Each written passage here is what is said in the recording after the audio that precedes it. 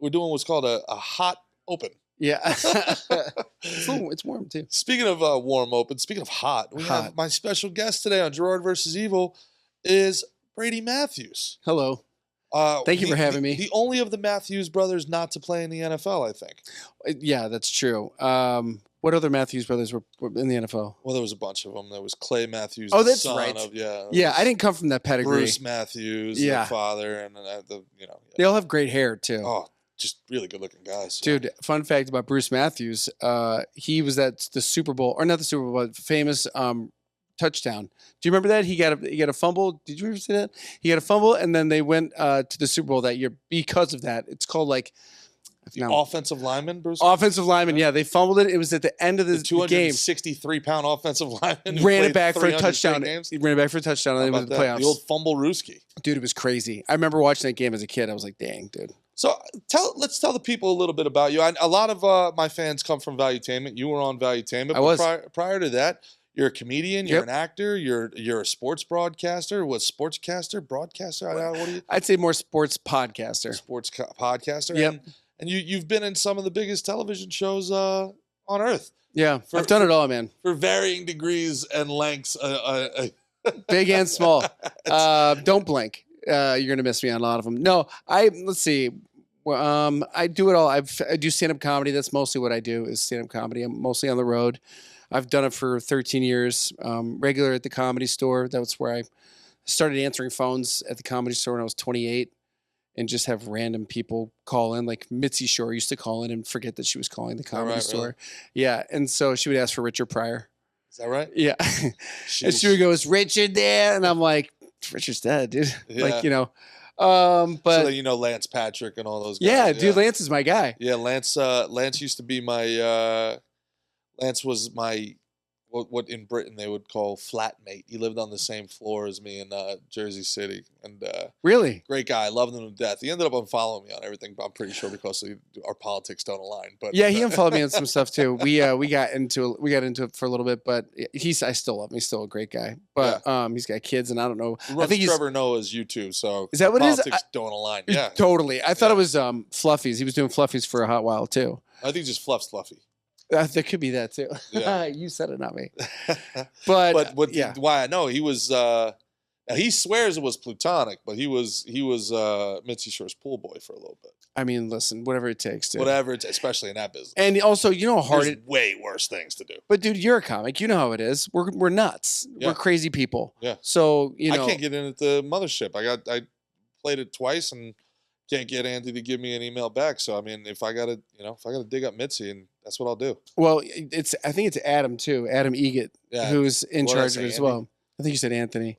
Andy. Well, maybe that's why he won't put me on. Listen, I'm a regular at the Comedy Store, and so I get very little love at the mothership, but I do get love with Red Band over at Sunset Strip. So baby steps, I guess. They're cool.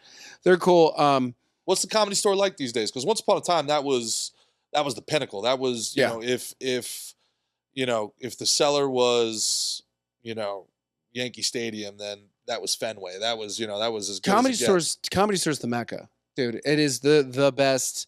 It's the best time ever. But also, if you're paid regular there, it feels like home.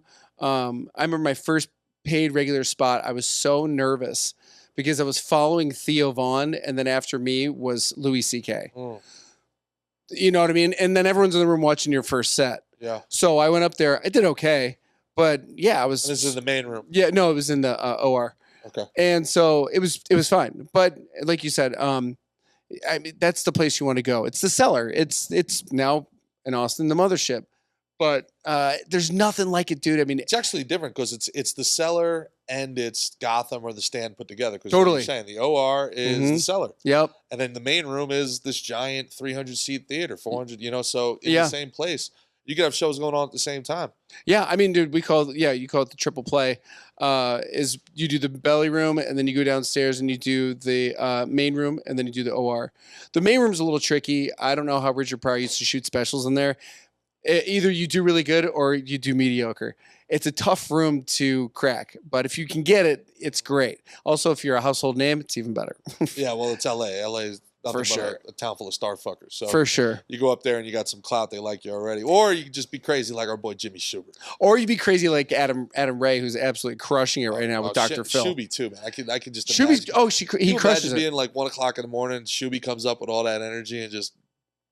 I don't know how he does it. Yeah. When we talk about energy, I think we know what we're talking about. But I don't know how he does it. But Shuby, dude, he comes in and he just cranks it out. But I tell you what, I don't know how that guy has so much energy. I don't know where he gets it from, but the guy's great. And I learned something from him every time he's up there. Yeah. And you know what's funny? When you watch people do comedy, you watch them and then go, oh, they got it.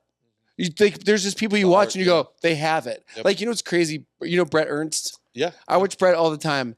And Brett has long jokes. Like Brett has like a 10-minute joke.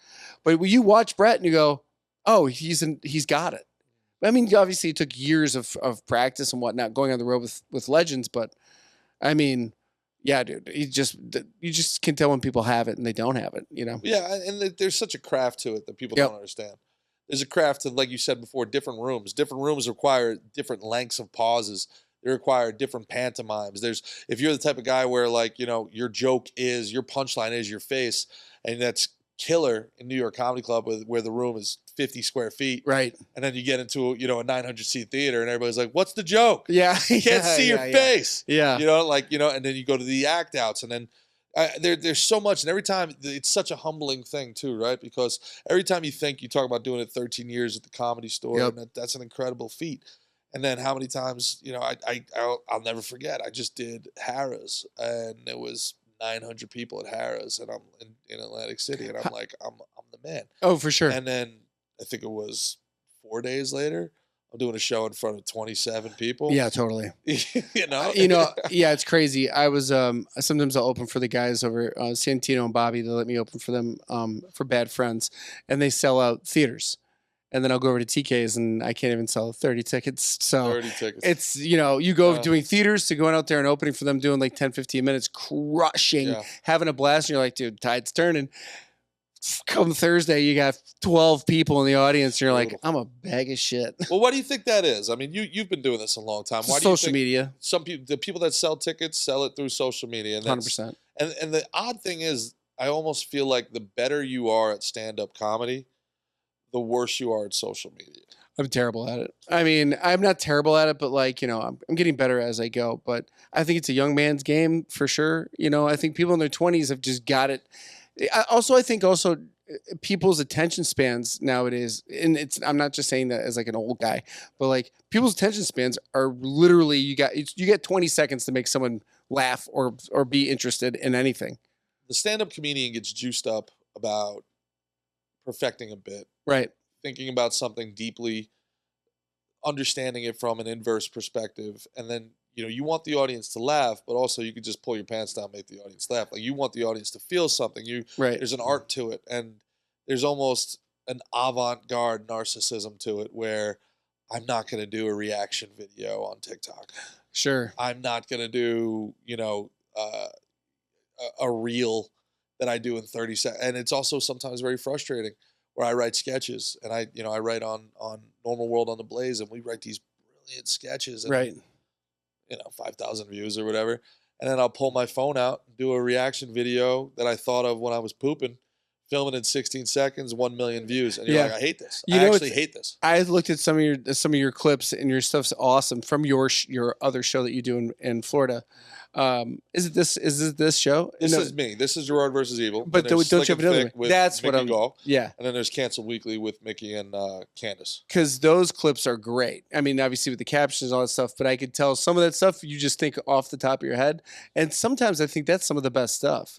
In a conversation. Yeah. But, you know, that's why the influencer podcaster then goes and, you know, plays the improv, right, drives our prices down all the way because these guys are doing 50-50 door deals with no freaking travel. Right. And there's no union here. So these TikTokers are killing us, man. Crushing us. Killing us. Because, you know, if you want, you know, this is like the only job in America where 5 years ago the pay was better. Yep. You know, 80-20 split, you get 90-10 if you sell out, plus you get $1,500 in travel. Yep. That's gone. Yeah, it's gone. gone. I know. It's almost like at this point, you're better just working out a flat rate. At this point, you're better. Totally. Yeah, 100%. I mean, You're better off paying $500 in rent than a VFW. yeah. I mean, you're better off Yeah. standing on a box in Times Square. Yeah, you're better off just with donations. throwing something in your backyard. Yeah, Just- you guys want merch? Yeah. You know, which is the saddest thing in the world. Did you like my show? Cool. Can you buy a T-shirt and never wear it? You know what's crazy too is I saw this today. My friend Stephen Briggs, he showed me this video of this kid on TikTok. I'll show it to you after this. This kid on TikTok got 1.1 million views. Shot a video of him just doing a bit.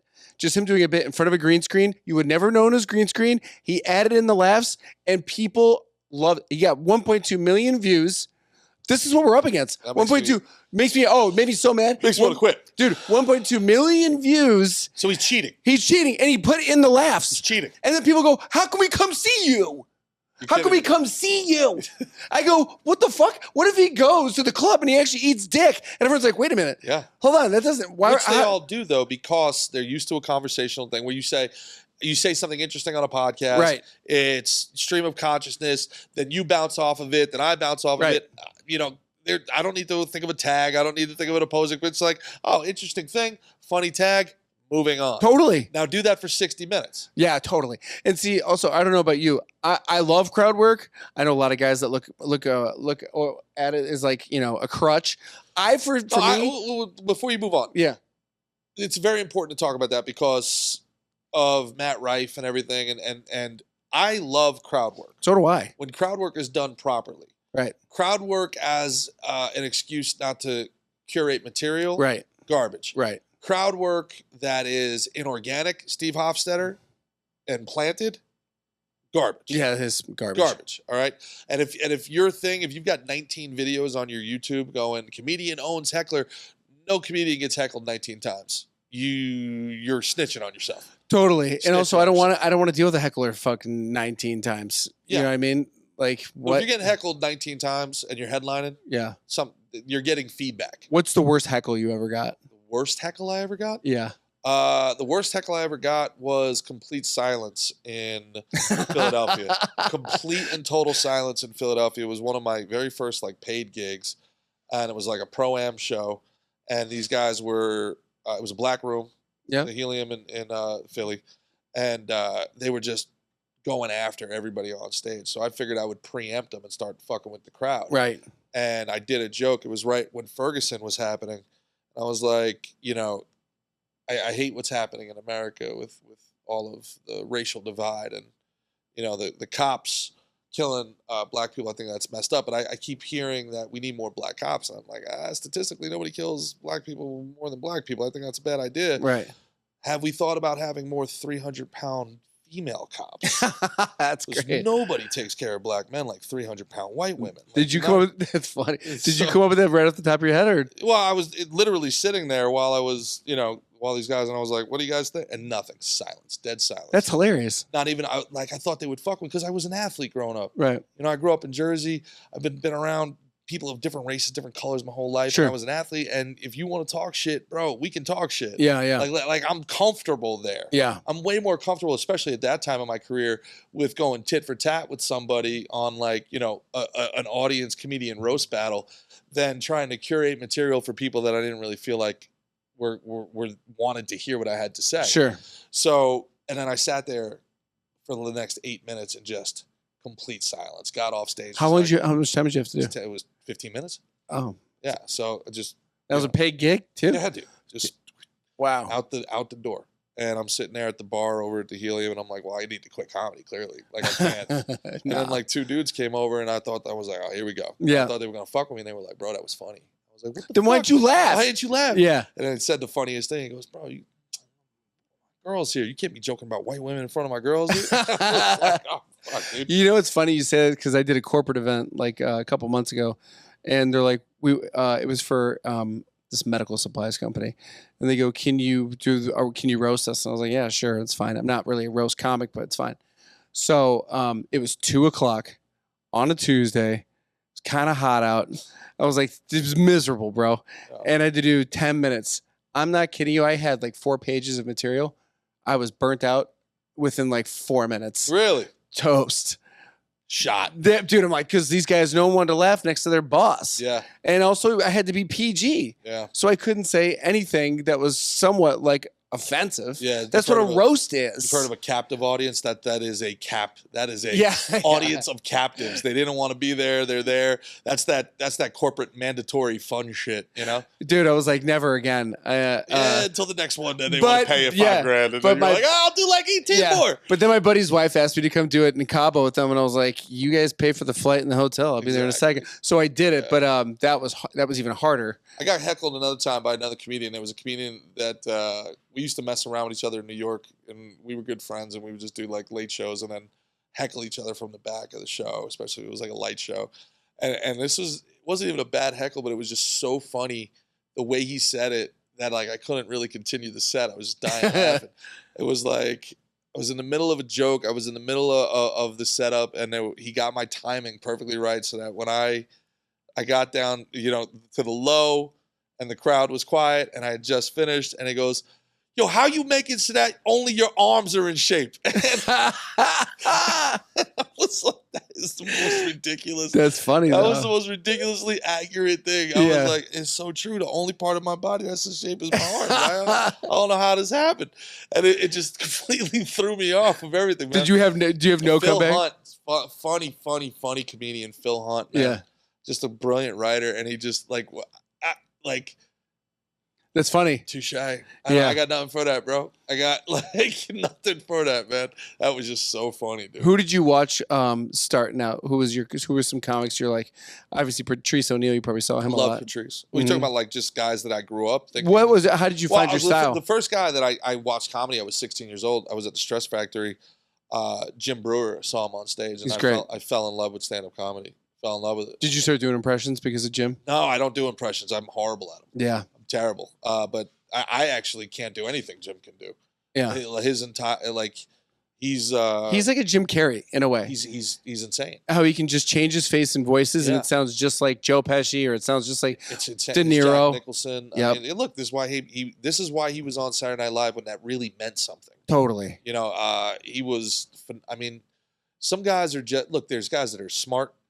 There's guys that are active. Yeah. There's guys that are goofy. Yep. There's a lot of different ways to be funny. I think of it like sports. There's a 5-tool athlete. That guy's really fast. That guy's really strong. Yeah. This Brewer's 5-tool. Totally. Brewer can make you laugh with his eyes. Brewer can make you laugh with impressions. He's got brilliant material. He makes you think in your set.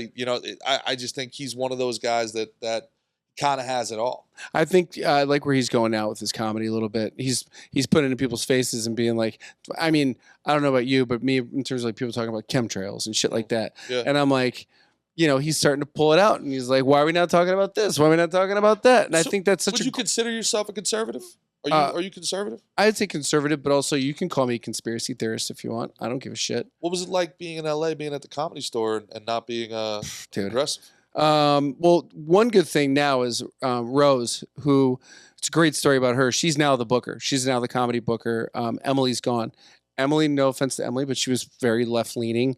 She got Dalia banned from there. And also the Shores, I think, got Dalia banned from there. I'll give offense to it. The left leaning woman coming out of Me Too. Yeah. When I first started in comedy, and I've told this story, and then we'll get back to what you're saying, but just so the audience, I don't want to speak above them. When I first started in comedy, 13 years ago, it was a party. It was great. You would be on a show, and there would be a black guy, a white guy, a woman. There would be a conservative, a communist. Right. Like the show had organic. Like you didn't want everybody to be the same on the show, and everybody got along, and everybody was funny, and that was all that mattered. It didn't matter what you were or how you thought. It mattered. Did you have jokes? Right. Right. And then Me Too happened, and every booker in New York became a 300-pound blue-haired communist. And they started booking specifically who was on message. Yeah, or who they liked. Yes. And it was they personal. Felt like and they thought that the reason why their comedy career failed, because every booker is a failed comic, every fucking one. Or never did comedy. Or never did, because they were too scared to, right? Right. And they decided that the reason why people made it in the past were because other people like them didn't get the chance. So they were going to give all their people the time. And then they killed comedy in many ways because people are. It's not a cheap night out. No, You're it's paying not 20 anymore. bucks. Not You're paying anymore. $20 for a ticket. That after you go through Ticketmaster and then you pay your service fee is $30 each. Now you're at $60. And 2-drink minimum. 2-drink minimum, but the drinks are $15 each, another $30, $60, $60, Yep. $120. $120 on a Thursday night. Yep. You better do something for that. Right. And instead, people got a gender studies lecture for 10 years. So not only is it hard for us to sell tickets to begin with, but now we have to undo what these people have done. How many times have you tried to sell a ticket to somebody? Hey, we got a comedy show. I went to a comedy show. Well, it's not for me. Yeah. You gotta, for sure. You got to undo the harm Yeah. that these unfunny people did. Yep. Because they, and I know what this sounds like. It's like, oh, you weren't good enough. And I'm not going the Tyler Fisher route, although I like Tyler. I like Ty Fish. I like Tyler. It's a genuinely true thing. And if you don't believe me, suck my dick. What do we say? It's our lived experience. Right. There was at least a 10-year period where if you were a straight white male and your comedy wasn't just talking about how awful white people are, Right. you weren't getting booked in these major For cities. sure. You were not. I had to leave New York, go down to Nashville, Mm-hmm. and then from Nashville go to Florida. Yep. And then all of a sudden, the nation opened up to me. If I stayed in New York, I'm telling you, nobody would know who my name. Nobody would know my name. For sure. And that's where you're supposed to make it in New York. No, they don't book you. Yeah. People that were on message got booked. We had people that were, dude, they were micers. Won't say their names. We had people that were micers at the Village Lantern. Yeah. A year later, The headliners. on Kimmel, Yeah. filling in for Jimmy Kimmel. Oh, I know who you're talking about. Yeah, for sure. Never saying a joke of their own. Yeah. Brutal. Brutal. Yeah. Absolutely brutal. And you sit here and you look at genuinely funny people that put in years and hundreds of thousands of miles on the road. And now they're not getting booked. Yeah. Somebody else has the mic now. Well, then tell a fucking joke with it. Totally. What did you do over the last 10 years where every good comic was forced to take a step back, right? And I'll be honest, it wasn't black men that got the push out of this. Right. You know, Greer Barnes didn't get the push. Right. JP Justice, who hates white people, didn't get the push. Right. Hilarious people. Who got the push? Unfunny fucking women. Totally. Yeah. Unfunny women Yep. and maybe a couple gay guys. Yeah, I mean, listen, there are a lot of funny female comedians. I can't name one, but Name listen, all I'm saying is like I think the tide is turning in terms of comedies going back to how it used to be, which is great. I think Kill Tony's kind of pushing that. You can say retarded again, which is fine to say. Yeah. Retarded's always been around. I think they've been saying it forever. But I think what we're like, I get back to Rose, who I love. She started as a bartender at the Comedy Store. Her and I always got along really well. Then she was a waitress. Then she was like bar manager. And then everyone loves her up there. And who better to be in charge of a bunch of fucking nutbags like us than someone that's open to all sides? Sure. That's what you want. And Yeah. she's a sweetheart. And now she's the booker. And it's And great. also half of your audience. Right. And you know what's great that she said too is she goes, and I hope I'm not calling her up, well, whatever. But she said, it's funny, the people that were crushing it 5 years ago, the people that you were talking about, are now fucking sucking her dick because they're the ones now trying to get stage time. And now they're getting pushed out. Yeah. Because no one wants to see that shit anymore. And it's interesting. That's a very good point because in a weird way, it's kind of a deal with the devil because you got the push. Right. And you got your Netflix special, and now the whole world saw you probably weren't ready for it. Totally. You know, you got what you wanted. You were the headliner. You got your headline tour. You got everything you ever wanted, and it was the worst thing that ever could have happened to you. Because Right. now everybody says, "Ooh, Right. ooh." What's the thing where they roast the president? What is that called? The I know exactly what you're talking about. You're talking about It's where Trevor Noah did it, and like you're talking about when Michelle Wolf just That's decided what to I'm- turn it into yes. a roast. yes. But the thing is about a roast, somebody gets to roast you back, right? And I think what the left did so poorly and what killed SNL, and that's the White House Correspondents' Dinner. is what I'm talking yes. about. Yes. Nobody, even people who agree with you, nobody likes a bully. And when all you're doing is making fun of one thing, one person, that's bullying. Right. And it doesn't matter if I agree with you. After a while, it's like, we get it. Yeah. We get it. But the one, I'll tell you what though, I'm sorry we're getting off topic, but Trump when he was up there, and I think it was like 2018 when he was calling out Hillary. He was calling out the Cardinal. He was calling. Do you remember that? Oh, it's hilarious. He was. Do you know how many times the funniest human being maybe on earth. He's ever. the best roaster ever. But he's like, she hit me, and then she was like, pardon me. You know what I mean? Remember when he said that? And well, he did it. He did it again this last time. Yeah. And he was contrite. He was like, I misunderstood. Yeah. What exactly it was. They told me it was a roast. So I roasted and maybe went too far. Yeah. You know, and it's just hilarious. It's great. What do you think? Which is funny though, because that's you're supposed to speak truth to power, right? Yeah. But not anymore. I don't know. Nowadays, I feel like, I watch Kash Patel and he's getting grilled by a bunch of no names. And he just gives it right back to him. Yeah. He's like, the cameras are right there if you want to talk to the cameras. You don't have to talk to me. It's fantastic. Yeah. Well, we're entering what I call the age of authenticity. Yeah. I don't think that canned, phony bullshit has it's on life support. We have too much access. Yeah. And we don't really care about the warts as much as like people used to. Like, oh, he has 3 wives. It's like, cool, all right, right. Whatever. Like we want him to be president. We're not electing a altar boy, right? Like, what's he gonna do for my wallet here? Why do you think they still let The View be a thing? Why is that still on same reason TV? it was ever a thing. The whole reason The View was the thing to begin with. Isn't Joy Behar's isn't her husband producing it? Is he? I thought so. I thought Joy Behar's entire claim to fame. Same thing with Chelsea Handler. Is like they literally fuck their way onto TV. Yeah, right? but do you know anyone that watches that? I don't know one person. The only Not thing one they watch person is clips. They watch clips and to get it's rage bait. Yeah, that's what it is. And I think a lot of that stuff is made for an antiquated audience. A lot of daytime television is made for the housewife that's at home, that's cleaning or doing something and just puts it on in the background. It's the original podcast. Totally. And their whole thing is just, get to the commercial, please. Yeah, God, just stay through the commercial. Yeah, coming back after this, we've got a monkey that's going to do backflips. Yeah, More Regis. I saw Kelly. the Joe Biden episode. Yeah. But going back to before I did the Trump weave on you there, going back to, did you feel like you had to kind of hide who you were and what your feelings, your true ideas were when you were out in Los Angeles? No, I kind of shot myself in the foot. And this is when COVID was hitting. And I went out and just brought out all the ammo because I was just pissed because I knew right away that I just knew right away that something wasn't adding up. Yeah.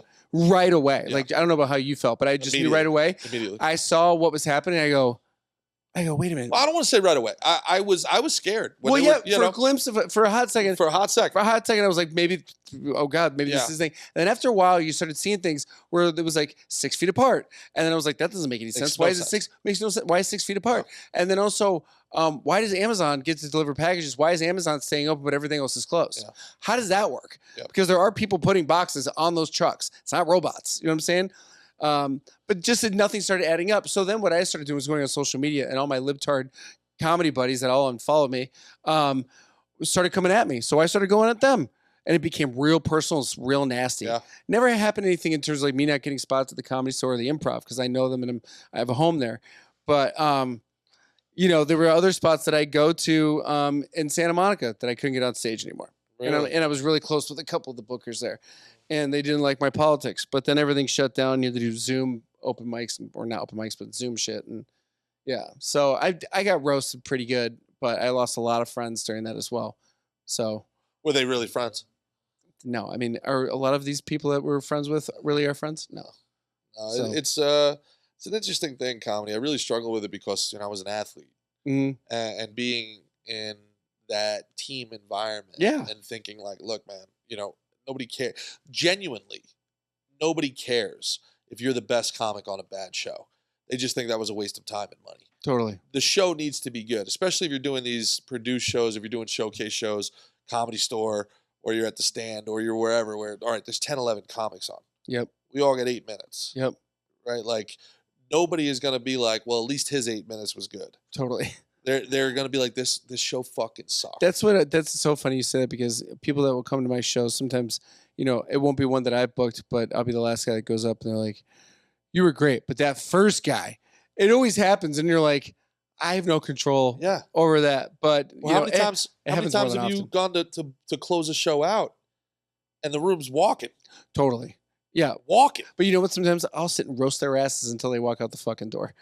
I don't give a shit. And I'll say, get the fuck out of here. Don't forget your jacket. No, see, no, I begged to go up earlier. I'm like, yo, look, I don't need the ego boost that I'm closing out this show. Like, why don't you go ahead and throw me up and I'll make sure the rest of the crowd stays to the end. You know, like I want to talk in front of people. Right. You know, like that especially now, if I'm doing a show like that now, I'm doing it solely to either work material or to get a clip. Totally. And that's something that's changed from when we first started. When I was first starting, everything was save it for the special, save it for the special, save it for the special. Totally. Now, like, as soon as you get a joke, you got to like put it out immediately, plant your flag before somebody accuses you of stealing material. Totally. And that's a bad thing, because look at, for people that are watching this, and I'm assuming if you're still in 20 minutes with us talking shop, you're interested in comedy. Look at Bernie Mac. It's online. He was doing the milk and cookies bit for 9 years before Kings of Comedy. Right. But look at what it was in Kings of Comedy, and look at where it started in his early 1990 clip that's online. Yeah. The evolution of the joke, how it got, where it got tighter, where it expanded, what tags were added, how his face changed, his pantomimes. It took him a decade to perfect that bit. For sure. And I think what kills me now is I got to post, because we all got to post. Yeah. And then 3 weeks later, 4 weeks later, that bit is so much crisper. It's tagged up. Right. And I just wonder if the next iteration isn't us bringing the audience along for the journey and posting the same bit over and over and over. And seeing how it gravitates to getting better and better. And turning it kind of into rock and roll, where we would, once we'd say it was a burnt bit. Once you put it out on the internet, once you posted your special, you need a whole new 60 minutes. That material was burned. Now I feel like people online, they want to hear the jokes that they liked from you. They want to hear the TikTok joke again. Yeah. And in some ways, it's like, play Freebird, man. Oh, no, I was just going to say that, because like that's what people want. They want the hits. But then sometimes people will come and be like, we saw you last time and we were hoping for new material. And you're like, what? You're like, I just did. This is a brand new bit. Yeah. But since it's been seen, 100,000 views on TikTok. Sure. Now you want new material? Yeah. It's hard. Sorry, I didn't know you were coming tonight. I would have wrote something specifically for you. My mom's a tough critic. No. But I don't know, dude. It's like, I think it's easier to be a musician these days for sure than it is to be a comic, 100%. So you act. You are a comedian. We talked about sports broadcasting. What do you like doing best? What do you feel you're best at? You know what? I love this. I love podcasting. I love meeting new people. I like talking comedy. I like talking, the stuff that you're into is the stuff that I love as well. I'm not a big political guy, but also I like the meat and potatoes of what's going on in the world in terms of like where it smells like shit, looks like shit. Let's talk about it. Even like in sports, like for instance, like Draymond Green came out today and says the media is painting him out to be an angry black guy. Yeah. And when you're beating up everybody and then you're leading the league in technical fouls, no one's doing that to you. You know what I mean? But also but everything can get twisted and turned. And that's the stuff I like to talk about. Is sometimes it is the media, but majority of the time, it's what it is. Yeah. So I also love the fact that like that has become just like societal catch up, right? It's saying along those same lines, where the mayor of St. Louis, who completely destroyed the city, she gets ousted by the same 90% black electorate that elected her. Right. And her excuse is they turned on black women. Yeah. It's like, you just did a bad job. Yeah. Yeah. The black people that elected you decided to elect somebody else. Yeah. And your response to that is, it's not me. Yeah. They can't be me. I didn't do a bad job. They just hate black women. Yeah. It's like J.B. Pritzker, too. Like that guy in Chicago is doing such an awful job with Chicago. And also, Pritzker is the governor, right? Yeah, he's the governor. Brandon Johnson. That's right. Yeah. I think it's Brandon Johnson. It is Brandon Johnson. I mean, to me, he's one of the best of all time. He got caught by a black journalist. Asked him about a $30,000 line item in the budget for a haircut. Yeah, yeah. Did you see this? Yeah. And he, without skipping a beat, he looks at the reporter and goes, "I support black female businesses. You should too." and they thought like that was it. Yeah. Moving on. Yeah, totally. A $30,000 haircut. Yeah. I was like, what about it? Yeah, it makes sense. Totally makes sense. Dude, I spent $40 at Great Clips, and I'm like, what's this for? Yeah, of course. I don't know. I listen, it's all chaos to me. But back to what you're saying. What do I like? I love also I'm a huge sports fan. I grew up in Chicago, and so like I always go to Cubs games, and when I'm back in Chicago doing shows, I always like to go there. And You grew up in watch the Chicago proper in the city? not in the city, in the suburbs. Gotcha. So, but I went to school, went to Columbia College, and did sports broadcasting. So, yeah, I mean, I've grown up doing it all, and then lived in LA for 13, 14 years, and did movies like I did J. Edgar with DiCaprio, which was cool. I got to work with Clint Eastwood, which was cool. I did Two Broke Girls, right? I did Always Sunny in Philadelphia. Always Sunny in Philadelphia. Yeah, and then I've done How I Met Your Mother and stuff like that. How was How I Met Your Mother? It was cool. I had a scene with Wayne Brady, and I had to play his boyfriend. Oh, nice. Yeah. Did Wayne Brady have to choke a bitch? No, it was him. It was like I was like trying to flirt with him, and then he wasn't having it, and then he was kind of having it because he liked the attention. Uh-huh. I don't know. I guess that's what it is. That was one of my first acting gigs. Was that? And then yeah, I booked a lot of acting stuff first in LA, and then I gravitated towards comedy, and I auditioned for Mitzi because she saw me late night one night in the OR. And I had a bit about Mark Wahlberg in The Happening. And I said, this is before Andy Samberg, by the way, got it. And this is before I submitted my tape. And this is when they were watching tapes and they were taking stuff from people's tapes on SNL and doing it. A lot of people don't know that happens. Listen, I'm not saying I was the first one to do Mark Wahlberg talking to animals. Yeah. Pretty fucking close, though. Close. I submitted me talking to animals and then also me reenacting him in The Happening. Yeah. So. Well, and again, I mean, you were at the Comedy Store, Carlos Mencia. Yes. Completely. He didn't just. People think that stealing the joke is, and now we're going to circle back to TikTok, which people are getting millions and millions of views just by not even stealing other people's material, just pantomiming other people's material. Oh, the Theo's shit it's all girls doing Theo's fucking bits. Just lip syncing. Totally. And then you got the other guy, I forget the guy's name, but I hate this guy, Cuban guy, Trujillo or whatever, Kane Trujillo. Uh-huh. He just steals other people's stuff. Yeah. He just completely steals other people's stuff. And then he does what Carlos Mencia's true crime was. It's bad enough to steal material, right? It's doubly bad to then try to get the people whose material you stole blackballed. Bobby, Ari Shaffir. Right. Try to get them blackballed because you're the most powerful guy in LA. You're closing out the Comedy Store. They just gave you Chappelle's show. Right. And it's easy in hindsight for people to see Joe Rogan stepping to him. Joe Rogan was not Joe Rogan back then. No. Joe Rogan had He was Fear Factor Joe Rogan. He was on the downswing. For sure. You know, he had lost News Radio. Joe Rogan was a low man on the totem pole talking to his buddies with a VHS camera and said, no, I'm going to talk to that motherfucker. Yeah. And for him to do that in LA at that time was... And Mitzi banned his ass. And Mitzi banned his ass on top of it. Yep. For being right. Totally. And also I think she banned him because it made the quote unquote the Comedy Store look bad for some weird reason. Well, because she's headlining a thief. Totally. Yeah. But he wasn't the only one. For a very long time, comics, Robin Williams admitted it, they would just out and out steal. Yeah. For a long time. And then it was whoever got on TV with it first, that was theirs. But it was always somebody else's. Yep. Amy Schumer's got 45 minutes of other people's material. Oh, she's the worst. She's the absolute worst. Less and less, I think people are more aware of it now. So again, I think that the actual crime was trying to get these guys blackballed, trying to lean on them for you steal their shit. They're mad about it. Could have just given a struggling comic $200 and a writing credit for sure and move on. Back then, though, it was so cutthroat, though. And you know what's crazy? Speaking of Amy Schumer, you ever hear the story about her when she walked in? There was a guy who was headlining at Caroline's Comedy Club, and she walked in and went up to him as he's headlining on stage and said, "Hey, can I do 10 minutes?" Is that right? Not even making it up. He told the story. I forget who the guy is, but she literally went up to him as he was on stage at Caroline's and just walked up and said, "Hey, can I do 10 minutes?" Before she got outed, I was just a lowly house comic at Stand Up New York. She would come and drop in, and there was other comics. It was like kind of well known. They would be like, "Don't do your best material when Amy's here." For sure. It would just straight up tell you. but I had 6 minutes. So there was no best material. Like, what if she just took your whole 6 This minutes? is what you got. And she just blew up and you're like, what the fuck? Dude, but you know what would happen?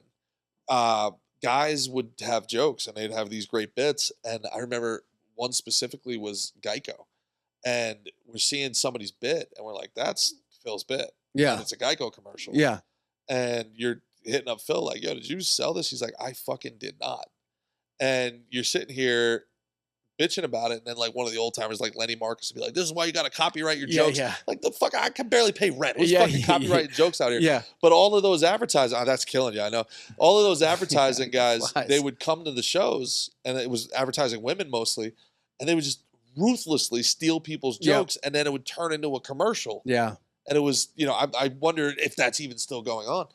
But so much of that shit. Yeah, I mean, also, it's not like it's not being done by big time comedians too. I guess Robin Williams was pretty notorious for doing that too. Well, the internet changed everything, right? Like there's some fans that are completely unreasonable with you. Like I did a joke one time and it was a throwaway joke. New York was voting on legalizing weed and it was the throwaway line. Like it was like, oh, weed would already be legal if potheads could remember to vote. The guy was so mad at me after the show came up and was like, so you're just going to do Bill Hicks material? And I was like, what the fuck are you talking about? Yeah. It's like, that's a Bill Hicks joke. I'm like, I am so sorry. I have not watched every minute of comedy from every comedian ever in history. I failed to catalog Yeah, guess what? Yeah, there's some stuff that's going to be regurgitated by accident. Yeah, so, now I know. Thank you. The joke fucking was flatlined anyway. I was never going to tell it again. There was one time I was on Gotham Access Live and I had my first joke that was a killer. Like that first joke that you have that's like, anytime I'm going to fucking bring the room down. Oh, for sure. And it was talking about, I was home from work and this is, before Netflix and all that shit. And I'm watching, TBS has a halfway to Christmas special on. And they got they got all those Home Alones and A Christmas Story. And my whole bit was like, watching these things as an adult is a completely different thing. And it's, the Christmas story. Christmas Story is just about a bullied white kid who goes around asking for a gun. Like, that's great. I don't know if that movie pans out today. That's funny. Everybody would be like, instead of shooting your eye out, kid, it'll be like, you shoot your school up, kid. And I don't think that gets made today. And then, watching Home Alone's even worse because you think it's like the cute kid, the hijinks, and now as an adult you're watching it and you're like, 6-bedroom colonial outside Chicago, flies his whole family first class to Paris. Right. I started rooting for the fucking kid to die. Totally, you know what I mean? Like, totally. And then out of nowhere, the joke just starts hilarious. The joke starts bombing. And I'm like, what the fuck? And then finally I'm at New York Comedy Club and somebody comes up and like gives me shit after a bit. It was like, so do you get all your jokes from Reddit? I was like, what the fuck are you talking about? And they showed me like it was front page of Reddit. And it was a picture, it was a meme of the house. And the top of it was watching Home Alone as an adult is wondering how rich the McAllisters are. It was my bit, but it was in a meme. Maybe someone took it from you. Here's the thing. I have my Gotham episode from June of that year. Right. And I went online. And I tried posting about it, and I tried making a whole thing like, this is my joke. Yeah. They stole my joke. And by the way, they don't give a fuck. And it was fucking worse. Yeah. People were like, bro, just cop to it. Just own up to it. I was like, no. Yeah. They took it from me. You can't accuse me of stealing my own thing. No. That's the worst. And it's just like. Because now you look like the bad guy. And not only that, but you're a pussy. Yeah. Just, you're a hack. Move the fuck on. Yeah, dude. Now it's the internet's joke, dog. That's how I felt with the SNL stuff, dude. I was like, no one's doing a fucking Mark Wahlberg impression, dude. Yeah. And Andy Samberg comes out, and I remember my brother called me up and he goes, you're not going to like this. I go, what? He goes, they're doing the Mark Wahlberg impression. I go, what? Dude, I would go up and fucking destroy just doing the Mark Wahlberg impression of him in The Happening. And then I started tying into other impressions. And that's how I got the test for SNL. Yeah. Was doing all those impressions. But like, I looked and I was like, fuck, dude. So I had to come up with other impressions. It never gets better. No. It never, because even today, clips when I was on the PBD podcast, clips of that go semi-viral on my page, they'll get stolen. Somebody puts them in black and white, reposts it, and it gets like 4 million views. Yeah. And you just sit there and like, what do? Are you supposed to like in the comments be like, hey, that's my video? And everybody's like, oh, this lame motherfucker. Like, yeah, it's my video. Yeah. Why? And I would love for Instagram to tell me, how that video on my page gets 50,000 views. But when they just steal it and post it, it gets 1.5 million. Yeah, dude, I don't get it, man. I really don't. I need a class on the algorithm shit because obviously I'm not doing it right. I mean, I have a decent following on TikTok and then I'm okay on Instagram, but like, I don't know, man. And also, like, every little kid knows how to edit. Everyone is like a genius at CapCut. My nephew that's 10 years old, he's like, I'm like, do you know how to do this, this, and this? He goes, yeah, give me your phone real quick. Boom, boom, boom, boom, boom, boom. Gives it right back to me. Like a little Rubik's Cube. Just fucking ding, ding, ding, ding, and figure it out. Got it. Take it. So what was auditioning for SNL like, man? Oh, it was great. It was the highlight of my fucking career back then. Like I was 35 and it was me, Santino, Pete Davidson. It was who else? Ryan Finnegan. It was a bunch of dudes, but it was awesome. I had 5 minutes of just a stacked set, and I worked it at the Comedy Store. They were awesome to me. I was doing it in the belly room, doing it in the main room, doing it in the OR, and the buzz too of people knowing that you're doing this for SNL was like. It was the best 2 weeks of my entire comedy life. I'm not even kidding. Like you could go into any spot and hop into improv after the Comedy Store 3 sets. Try it at the Improv. Then you head over to the West Side Comedy Theater in Santa Monica. Try it there. And it was probably rough to get there with all the women that were throwing themselves at you now that you were going to be on SNL. Yeah, it was. Well, I had a girlfriend at the time. I'm sure you were faithful. Rest in peace. And no, but it was incredible. You know, before we went to Rockefeller. And I was at Gotham, and I went up and did my set, and the guy, they said, oh, we have a special guest pop in, it's Louis C.K. And I said, oh, no shit. And so I brought Louis C.K. up, and he looked at me, he goes, you're not going to get it. And then got on stage. I just thought it was hilarious because he said, you're not going to get it. And I thought that was so funny. That's fucking so dick funny. Move, it was great. Yeah. But I mean, I went out and auditioned, and I remember before they brought me on stage, my knees were buckling. My knees were going like this. Genuine. I've never had that before. Nerves. I've never had nerve. I've auditioned for life-changing shit here, bro. Totally. Life-changing shit. Dude, I remember I auditioned for 50 Shades of Grey. Not kidding. Auditioned for 50 Shades of Grey, and it was a lot of dialogue. And she goes, work with me one-on-one. She goes, forget the dialogue. Let's just do it one-on-one. And I'm not kidding you. It went great. So then I went and tested, and I don't know if you ever tested like in terms of like big TV shows. Yeah. Tulsa King. Yeah. Oh, great. So but it was at great. Didn't get the part. Well, here's the thing. It was at Paramount Pictures, and it was in a fucking room, and it was like kind of like this, and it was like almost like theater seating, and then you have this dialogue, and you have a couple girls. You have to work. Have that. Yeah. Oh, dude, it was packed. Wow. Packed. Wow. Almost like I was doing a theater. They prep you for that?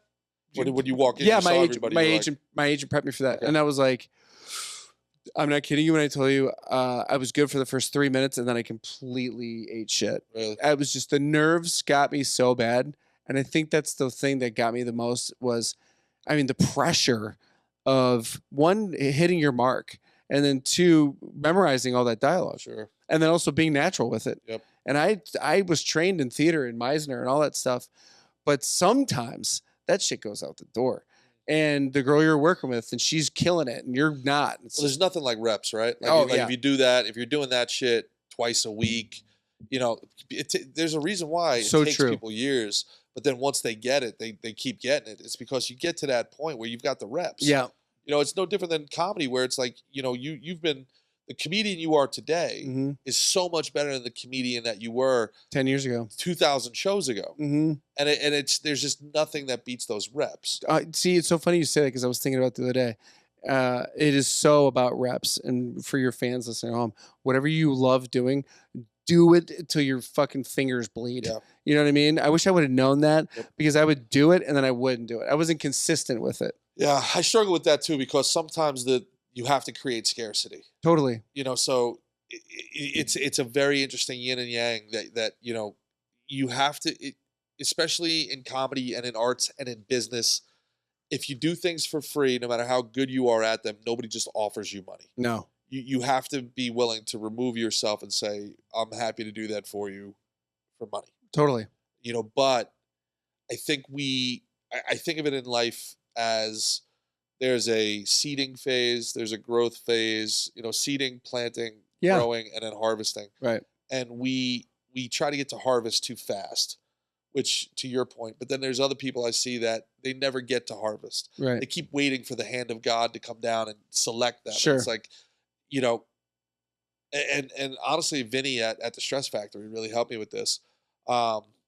Things you'll never think about, right? And we got to kill this fly. Seriously. Things you'll never think about. Where I'm doing a show at the Stress Factory, and then he sees me posting on the same thread about doing a bar show in Jersey City, and he's like, "So, how much is that free bar show in Jersey paying you?" Right. And you're posting at the same time as my show, and the same, the next night. Right. Should I pay you the same as that bar show? Right. Helping me nudge me along to like, you like post important shit, and and that the other stuff. Hey, buddy, stop telling your audience to go to the bar show on Thursday. Right. When I'm paying you for Friday. I love that. And that's, by the way, that's smart because a lot of people don't think about it that way. And especially as a comic, because you're not posting it for your audience to not show up. You're posting it for clout, to virtual signal to the other bookers follow you, other comedians. Like, look at me, I got booked. I got booked. You should book me. I'm booking. I'm popular. Vinny was great with that. And now, now I realize too, it's also like, because other people will put me on a show that I don't want to do. Yeah. And I tell them straight up, I'm like, look, I'll do it. I'm in town, but don't post me on it. Don't put me on the flyer. And they'll be like, hey, can you post about this? I'm like, no, dude. Yeah. No. You got to pay for that. What would you tell a younger comedian that's starting out? What would you tell them? Like, it's so funny because I was waiting for the right time to ask you that question. Oh, I don't think I would do comedy today, man. If I was starting over today, I don't think I would do it. What now? Why? Because it's just the social media situation. I think it's an art in transition. I think digital media. It sucks because I love comedy. Same. I love it, but the number one thing I tell people, cliched, is don't chase your dreams, finance them. I didn't quit baseball because I was bad at it. I quit because I ran out of money, and I ran out of love for the game because I was running out of money. Right. And I think comedians and artists, we've all heard the story about sleeping in my car and embracing the struggle. But yeah, you wanted that. You want that as part of your mythos. You want that origin story. You could have had a job. You could have worked. You just thought it was, you use the excuse of, oh, it takes me away from my work. No, it doesn't. You think you're better than being a waitress. You think you're better than being a bartender. Right. My first piece of advice would be become a firefighter. Totally. Firefighter, if you want to be an athlete, if you want to be something where you need your nights and weekends to pursue your dreams, firefighter is the gig. Yeah. You work 48 hours a week in 2 days, right? Plus you feel purpose. I also think working is so important for comedians because that's where the common man is. Right. Too often comedians tell jokes for other comedians, not realizing that comedians, especially these loser commies that hang out at open mics, they're the fucking worst humans on earth. Oh, totally. And in soul New York, suckers. Yeah, and bits that got me past in New York would get me not booked on the road because you get into this comfort zone. Yeah, but also this like small circle jerk of things that New Yorkers find funny or at least applaudable that people in Omaha find reprehensible. Right. But who pays? Right. We all want New York to love us because maybe I'll get that SNL audition. Yeah. And you make $25 a set. When you should be thinking about headlining in Toledo, making $1,500. Totally. So I rip on New York, because there's a love-hate relationship I have. I grew up there, and I just hate what it became. And I hate the comics that went along with what it became. And I want to work with people I like. Yeah. And I don't like a lot of people up there. And in fairness, they don't like me. Right. But I've always wanted the audience to have a good time. Yeah. And I don't want to talk above the audience to the back of the room or condescend people. And I genuinely care that the audience is having a good time. You're paying money, you're taking time. Totally. And I feel so grateful for that. But at the same time, I want to say something to you. And you talked earlier about Jim Brewer, moving his comedy in a different direction, same way that Chappelle did. And I really think the top of the art is saying things people don't want to hear, right, in a way that they can't stop listening. And that's showing real gratitude to the art because now you've mastered it. You know how to make people laugh. And now you can say something that needs to be said in a way that probably a lecture or activism isn't going to get through. Yeah. But when that connects with your audience, and probably you can speak to this better than I can, that's almost certainly when the ancillary benefits of being a comedian, getting commercial work, getting acting gigs, those go out the fucking window. Totally. Yeah. Now you're, now you're not a jester. Now you're not a plug and play piece. Now you're all in on you and you're your brand. Yeah. I mean, that's the scary part too, is taking a chance on yourself, because you're the only person that you can blame, you know what I mean? So I don't know. I think that's another reason why I gravitate towards still doing acting stuff, because I do love it. I do love acting stuff, but and I love the comedy stuff as well.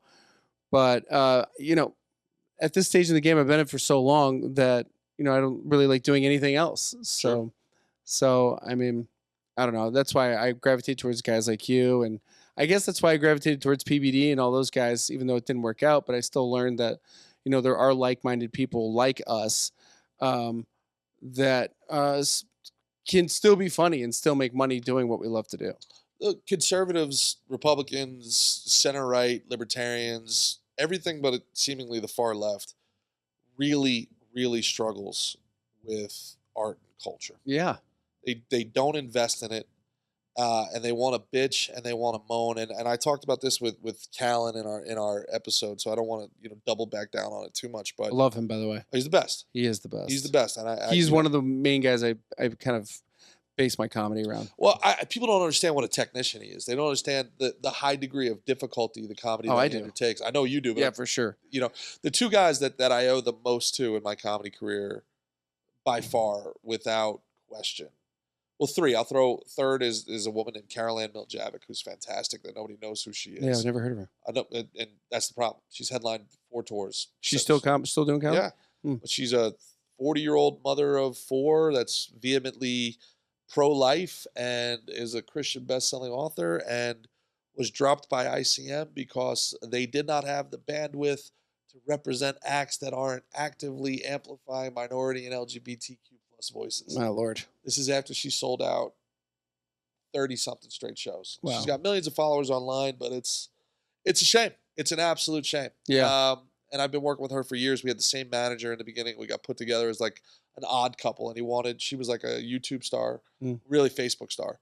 And he wanted me to be like her comedy coach. And I would be her caddy, open for her, do the best gig in the world, do 30 minutes and not have to sell a single ticket. That's fantastic. You know what I mean? And then also you get her fans. Yeah, make well, not really, but yeah. Well, make very low level headliner money, like triple what feature money is. Right. It's the easiest gig in the world, and very, very soon, I realized she didn't need much coaching. She was a phenom. Yeah. She was meant to do this. She wasn't like a YouTuber. You know what I mean? Yeah.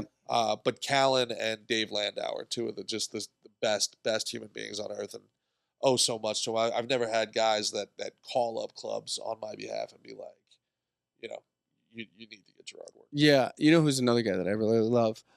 Is Dov Davidoff. I'm not familiar with him. Oh, really? No. Oh, he's a New York guy. Is that right? Look him up, dude. What's his name? Dov Davidoff. Okay. Once you see it, you'll know. You'll be like, oh yeah, I know who that is. Okay. He's one of those guys. But I mean, like he talk about technician. I mean, the guy, just the way he does. I wish you could, if you can do this in post or whatever, put a clip up of who it is. He's fantastic. You heard the man, Don. I'm telling you, man, he's fantastic. You would love him. It's just the way he moves. He's not your normal comic. The way he he finesses with the crowd, and he'll talk like you like, what's your name? He's like, Jeff. He's like, Jeff, here's the thing, Jeff, and he'll just. But it's the stuff like that. As sitting back at the Comedy Store when I was working there, you watch the stuff that you like, and then you add it to your repertoire. Try to learn from it for sure. Totally. So I saw Callan when he did that bit with his calf up on you know what I'm talking about? Yeah. He does the calf up there. He talks about getting older, but he's got that body. Yeah. That whole thing. It's like, it's just very calculated, like you said, but it also makes so much sense, but it's so stupid. Yeah. It's almost like your uncle after having too many drinks in the living room. Even something as simple as the way he says, instead of saying Tarzan, he goes, Tarzan. Yeah. And it's just something so brilliant in the writing where it's just, I'm going to change a syllable because there's not enough of a pop. Yeah. See, in dude, between. I have a bit where I say, instead of Planet Fitness, I say Planet Finesse. because it's fancy. Yep. Right. And it's unexpected, and it gets if you were drowning out, right. I got you back. I can give you another minute. There's a punchline coming. Yeah. One lady's like, "Oh, it's Planet Fitness, but Planet Fitness." But I don't know. That's the stuff I take from comedy. Those are the guys that I like and gravitate towards. So PBD, how'd you get hooked up with Valuetainment? Obviously, you know, we have the Valuetainment connection. Yeah, Vinny Oshana was, well, I guess we don't really talk that much anymore, but he and I were really good friends working at not working, but doing Haha Comedy Club a lot, and then we would travel and do shows during COVID, but it was all outdoor beach shows, which was the fucking worst. It was the worst, dude. But honestly, it was an outdoor beach show. Actually, it wasn't bad. It wasn't bad. But the way that guys, you're gonna have to reconcile that with yourself and get totally, back to me, because was it the absolute worst, or was it not bad? It wasn't bad. It wasn't bad because it was at the beach, so that's not bad. Yeah. But also, like, some nights, cars are driving by and they're honking and stuff, and like in the middle of your act, and it sucks. It's the fucking worst. I mean, yeah, I guess it is the worst. So I take it back. It's the fucking worst. Comedy in places outside where comedy is not supposed to be. Totally Bad, dude. Dude, there's a place called. The thing is, there's really no in between. No, there's good comedy, which is the best, and then there's bad comedy, which is the worst. Did you ever do any Zoom? And I said, nope. Yeah, I did a festival. It was they still tried to have the festival, and I was like, huh? Dude, I did like 4 social distancing shows, and I was like, no. Dude, not anything long distance, regardless, doesn't work. Relationships, comedy shows, you name it, it doesn't work. Couldn't agree with you more. Yeah. Yeah, the especially comedy, where you're supposed to, the whole idea is to connect us, to bring us together. Right. And it's like, okay, hey, you guys enjoying yourself? I can't tell because you have a mask on. Yeah. And everybody's 18 feet apart. Totally. So, did you hear the joke? Did you see my face? Well, right. Or people are getting up to get stuff. Horrible. And you're like, fucking horrible. Dude. It horrible. was terrible. Yeah, it was really bad. And it was really humbling experience to be shut down and have comedy be, non-essential. Yep. And but see strippers still out there. Sure. I ended up working as a bouncer in a strip club, and I have took me 10 years. Yeah. I have a national tour, and making good money for the first time in my life, and I got to do like 3 shows on it, and then they closed it up, and I'm driving Uber and bouncing at a strip club again like I was 10 years ago. And I'm like, so this stripper can work. Right. She can perform, but I can't perform. Totally. What are we doing here? Yeah. And it was just really, really debilitating, man. And well, that's how I got after COVID. Vinny got with PBD, and then I kept hounding Vinny. And once I saw what Vinny was doing in terms of like, he was doing like all the shows, and he was like doing sketches and stuff. And I was like, that looks like fun. And I was like, in LA, there was not a whole lot going on in LA. There was no auditions, nothing. And so then Vinny held like a competition per se for comedians to come out and do sketches with them for Valuetainment. Anyways, so me and Kayvon got it. And then so I moved my whole life out there to Florida, and I loved it. Problem was they didn't really push what you were trying to do. So what I was trying to do was I was trying to do a sports comedy show per se. And it was like a Barstool sort of show. Did they pay you? Oh, yeah. Well, then you're already ahead of the game. Yeah, well, I mean, I got salary, which was fine. But Pat said it was too Barstool, and we don't want Barstool. I said, all right. But also, it never got mentioned on anything. It was never pushed at all, which is fine. They hired me to do a job. It's on me, and I get that. So then that fizzled out, and I was like, well, there's nothing really in Florida for me. So I came back to Texas. But that was during COVID. So there was no auditions. There was no nothing. So I wanted to be creative. And so that was an opportunity. So I took it. So, yeah. How did you start at Valuetainment? Well, I started actually when Pat was here in Dallas, and Tom Ellsworth was the guy. He was reaching out. He saw my resume, and I was at that time I was working. I was back in TV. I had started in. I started as like a low level. My story, how I got into entertainment's crazy. Like, it's just stupid. Like, I got very lucky very early on.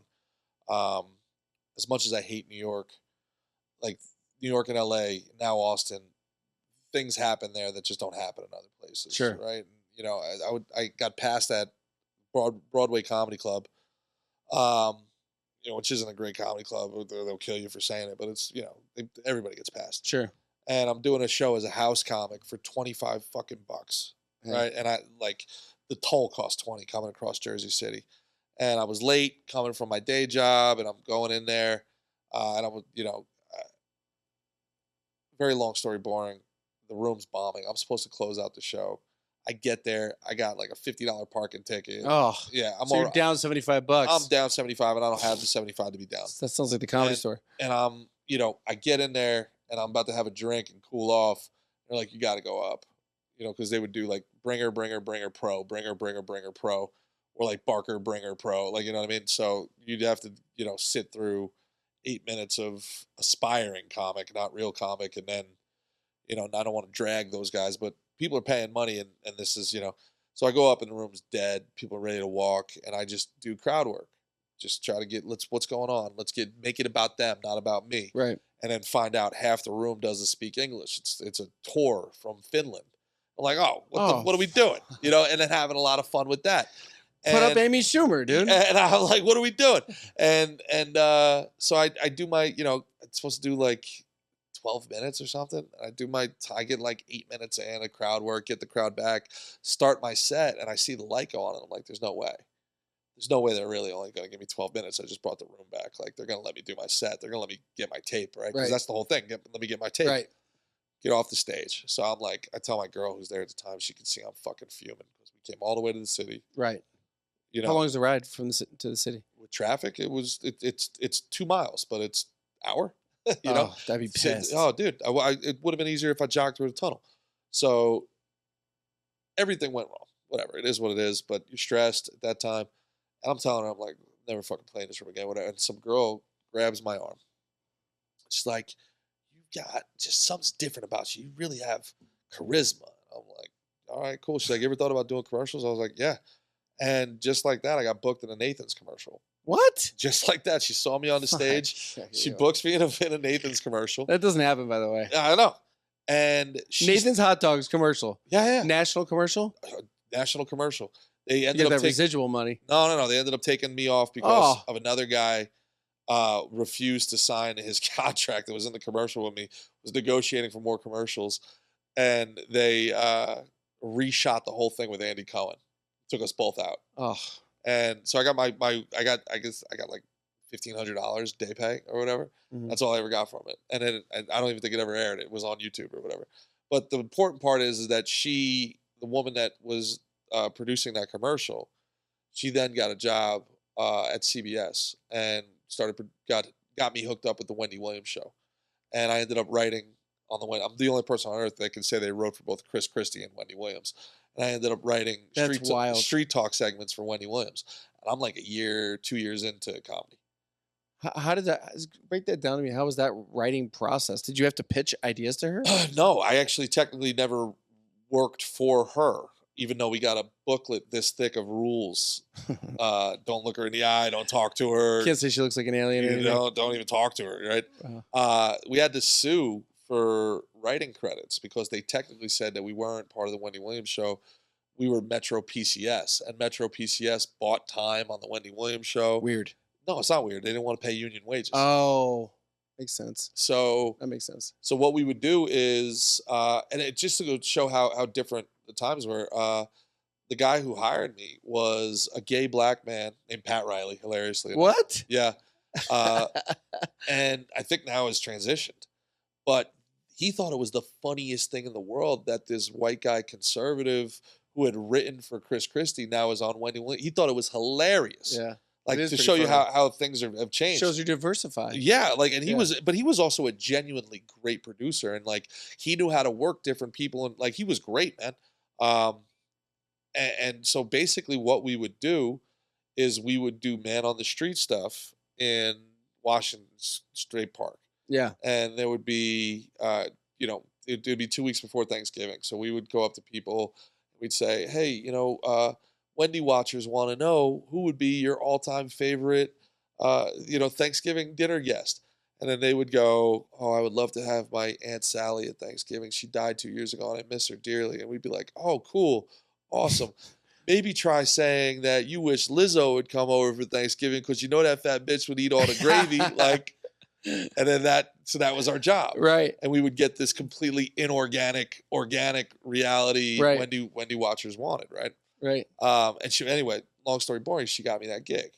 Right. And that's like I forget even how I got on this diatribe. Why are we even talking about this? I was saying, how did you get into valuetainment?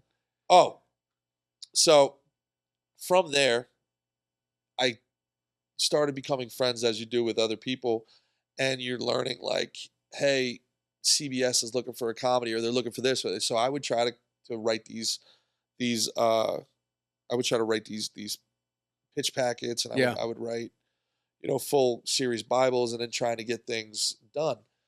And when you have people doing things on spec, they show up or they don't show up. Right. You got a cameraman, and then, hey, look, I can't do it today. Right. And so I started learning camera. I started learning how to edit. Yeah, I got to do it myself. So I started doing everything myself. And then I realized early on, television's not it. I was in LA. I was actually at the Beverly Hills Hilton. Yeah. And my agent at the time, I'm looking at him and I was like, we got to go digital. Look around. Everybody's on their phone. There's 2 TVs, but there's 18 phones. We got to be on the phone, man. And he got me hooked up with Funny or Die. And I did some stuff with Funny or Die. That's and great. I tried really hard to get with those guys. It was awesome. They were so ahead of it that they're ahead of it now because they were taking people off of social media and bringing it to their website, so they own their whole audience. Which is great. Will Ferrell and those guys. And now Mosaic now I think owns it. And now that's what we're all trying to do, is get people from social media, like, so that to come to our website again, Substack or whatever it is. So long story boring, I have my resume up as a producer and all this stuff, and Tom Ellsworth hits me up and is like, have you ever heard of Valuetainment? I was like, no. And he's like, well, I'm looking at your resume. I didn't know who Tom Ellsworth was at the time. I just thought he was kind of full of shit. Now I know Tom Ellsworth, and I was like, oh no, that's just how he is. Yeah. And he's like, I think, because he's kind of negging me the whole time. But he's like, but it's very interesting, like, that you've embraced digital. And what do you think about YouTube? And I'm like, it's great. Yeah. So I come out and I meet Pat, and he really just wants a booker. Yeah. And I'm talking to him, and Rob Gargiulo. Yeah, and which ended up being, but this is like 6 years ago. And, I ended up kind of coming at him a little bit. I was like, bro, you don't even know what you have here. You have no idea, like, the influence that you have. And, and at the time he wasn't doing the podcast yet. And it ended up being great. He hired me, and then, dude, he had me, to his credit, he had me flying out because I would still need to do comedy, and I still had my girlfriend and wouldn't move. So I was flying every Sunday night from Jersey City. I'd fly out, and then I'd leave every Friday. And it was just burning me out. I bet, dude. That's a lot. Burning me out. So for a year, I pretty much wrote and directed everything on Valuetainment. We did Colleges of Scams, got like 3 or 4 million views, and then it just there just wasn't anything there. Where he hired a couple other people, and he loves competition, and he treats it like it's a sales team. And I was like, I'm not working commission in creative. Like, that's not what I'm doing. Yeah, so that's what I felt too. It was at one point I was like, I didn't know what to do. I didn't know what to do. Yeah. I was not, no one was around anymore. No one was helping me with anything. And after a while, you're like, all right. Yeah. I think I'm going to go. So, I mean, I think, there's 3 different things. There's Pat, the person who I love. There's Pat, the businessman. Pat, the businessman, is ruthless. He's ruthless. And it takes a certain type of person. Your values have to align. My values come like, I want to make impactful stuff. I want to be impactful. That's number one. I want to make things that are interesting and that challenge the establishment and that, create culture. That's number one for me. And I know what that sounds like, but genuinely, I want to be impactful. That's number one. And then number 2 is I want to enjoy doing it. And then a far third is money. Far third. And if it was about money for me, I would have done a million other things. Totally. A million other things along the way. So, I really struggled in that environment, a heavy sales environment, where it's like I've worked my whole life to avoid environments like this. Yeah. Why am I listening to somebody that, and this is not Pat, but some of Pat's underlings, they they use their proximity to Pat as like, you know, clout or you know, or everything's always a flex and everything's a dick measuring contest. It's I know. like, you know, I don't want to measure dicks with you. I don't even think you exist. I never think about you when you're not here. Like I don't even think you, like you mean so little to me. I don't even fucking know you exist when you're not in front of me. Yeah. You know? I get it. Yeah. You know, and then you get fucking morons asking questions like, do we really need lights for a photo shoot? Oh yeah.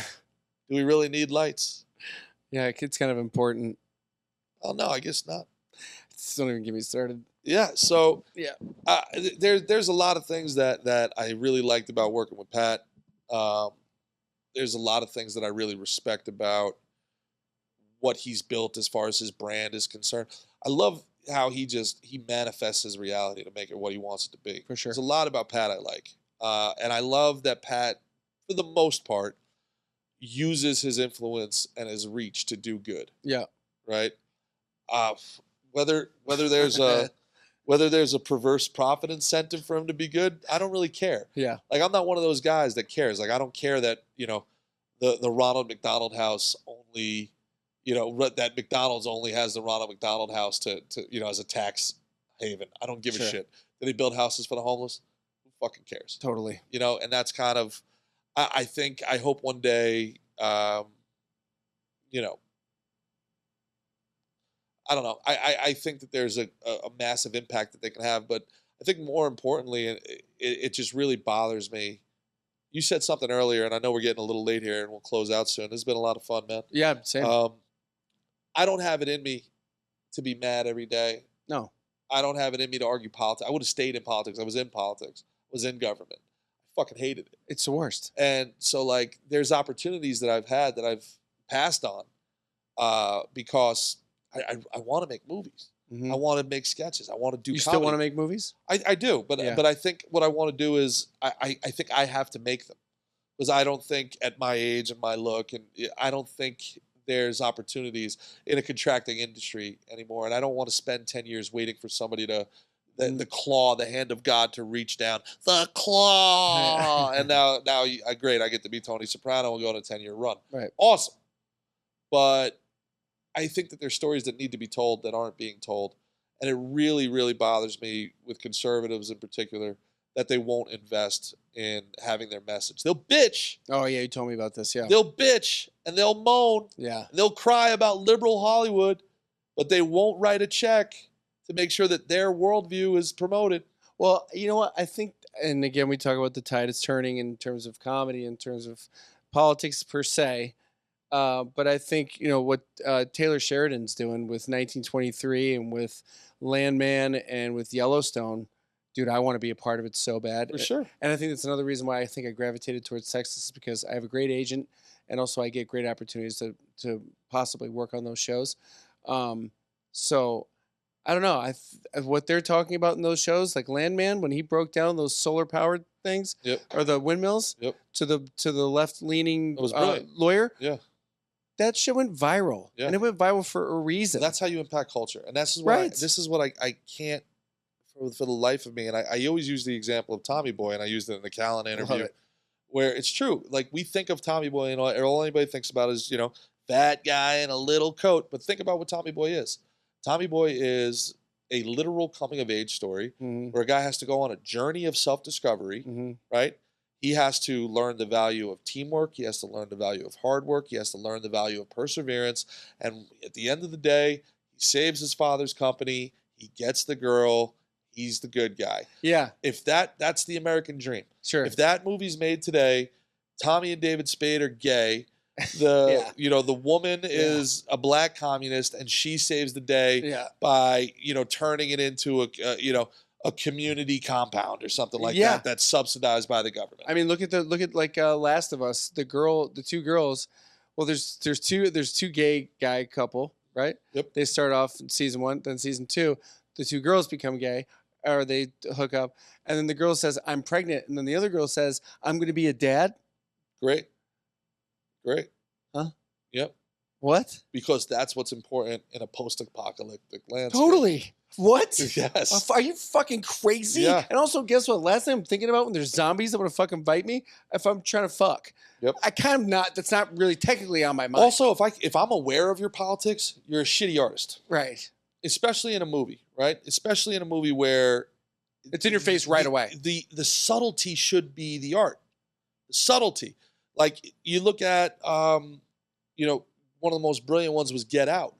And Get Out got both conservatives, white supremacists, and liberals completely fucked up because they were all like, "Oh, this guy hates white people," and it's like, and liberals are like, "Wow, it's such a brave move." And even Jordan Peele has been in interviews like, "I don't think you guys really watched the movie." He's making fun of the white liberal. It's the white liberal that's like, "Oh wow, we want to be black so bad. Right. Everything blacks do is great." Yep. He's making fun of them.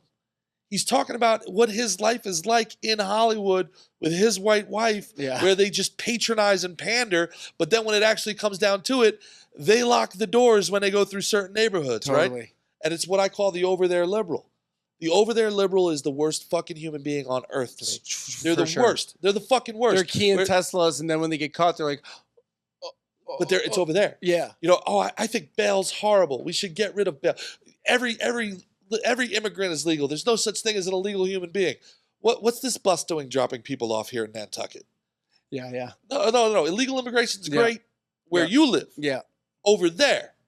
But here on the Cape, you keep that shit out. Yeah, but no one's dropping people off in Martha's Vineyard. Yeah, it's real fucking easy to be a hyper-progressive fucking utopian when it's happening over there.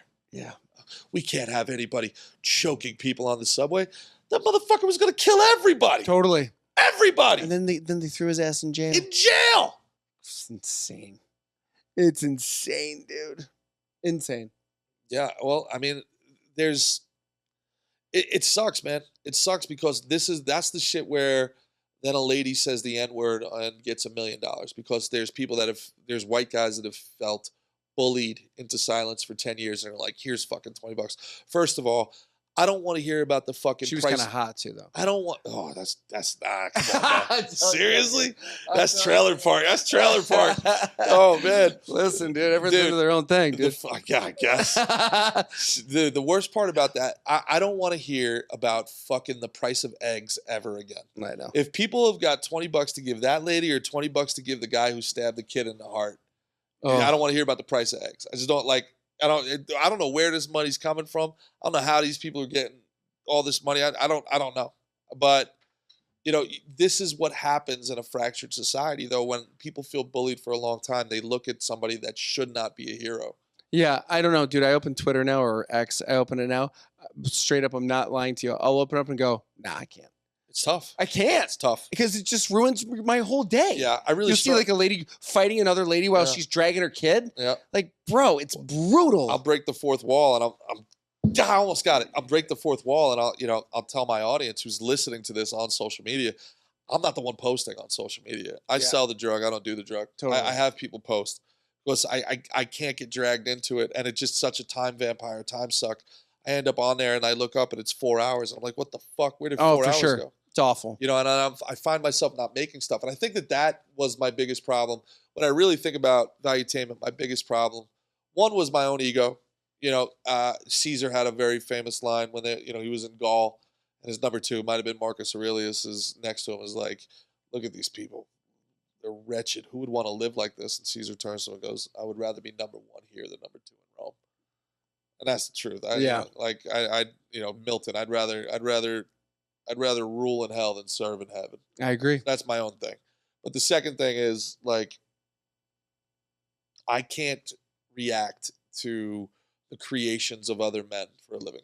Mm-hmm. I have to create something. I feel very, very, I hate, with a capital H, that there is a $1 trillion industry based on reacting to the actions of other people. We should all be trying to create something. I agree. We should all be trying to make something. Yeah, I agree. Stephen A. Smith making $20 million a year to comment on the actions of greater men than him is a problem. And I know Stephen A. is great at what he does, and but $20 million to comment on men that are better. He's a professional Yelp reviewer. He Yelp reviews sports for a living. Yeah, I mean, I mean, listen, good for him. He got paid. Got it. I had to get it. Wow. Oh, almost. And that's the show. But I don't know. Listen, Stephen A makes the money to do what he does, and people pay for it. And just like The View, there's a fan base out there that likes what they do. Yeah. So I don't know. So what's next for you, Brady? What do you got going on? What do you want? What do you? You're 13 years in. What's the next 13 years? Yeah, man. Well, I have a little girl, so I want to just all I care about is taking care of her. And then I've got a movie coming out, which is cool. That we shot here a couple months ago. So that's going to be cool. I can't really say what it is yet, but it's actually going to be pretty great. And then I have a new podcast coming out, and I'd love to have you on, actually, that is literally just us talking about the hardships of comedy and then overcoming comedy. And it's called The Fix. And so I'm going to start that, and I'd love to have you on if you'd love to do it. I'm happy to do it. Yeah, absolutely. But it's a 30-minute podcast, and it's super quick, and Beautiful. It's in and out, and we zoom it up, and I've got some really good guests on there. I've got Sam Tripoli on there. I've got I think Dalia's going to do it, and I got a couple other guys. Oh, so yeah, I want to hit it out with a bang. And I was doing a sports podcast called The Mouthpiece of Valuetainment. It was all right, but also it's they're doing it. Barstool's got that. You know what I mean? And then I was doing a sports betting podcast, and I was working with guys that knew way more about sports betting than I do. Sure. One thing I know the most about is stand-up comedy. Sure. So why wouldn't I just sit and talk about it? So that's what I'm doing next. Awesome. Love to hear it, man. Tell people where they can find you, Brady. Yeah. Find me Brady Matthews Comedy on TikTok or Brady Matthews 13 on Instagram. And also, if you like art, I paint too. That's a great one. Yeah, this is Bill Murray. And then Theo Vaughn's backdrop, the Chris Farley, that's mine. Get out of here. Yeah. Oh, that's awesome. Yeah. So if you want art, BradyMatthewsArt.com. Oh, that's really cool, man. Yeah. We'll show up some Brady Matthews art on it. Wow, I didn't know that. I didn't know you were an artist. Yeah. Now we got a whole nother hour. We got to talk about that. Yeah, dude, it was great. If you guys came this far, go a little further. Go to telerx.com. Use code SNT for 20% off all of your meds. They have Ozempic and Wegovy and all that stuff if you want to get smaller. They've got Viagra if you want to get bigger. They've got Propecia to grow back your hair. They've got things if you want to get rid of hair. Everything that you need, from tummy aches to heartburn to bumps and things. And here's the thing. You don't have to go to the doctor ever again. Why are you still going to the doctor? Why are you still going to the pharmacy? Why are you getting these looks of condescension for the 18th penicillin refill that you've had to do? Just go to telerx.com. Type in your symptoms, and right then and there, a doctor will prescribe you medication, and it'll get delivered to your door within 48 hours. And if you use our code SNT, you get 20% off of your entire order. That's TELYRX.com. Use code SNT. I'm Gerard Michaels. This has been Gerard Vs Evil. We will see you guys next time. That was awesome. Thank you.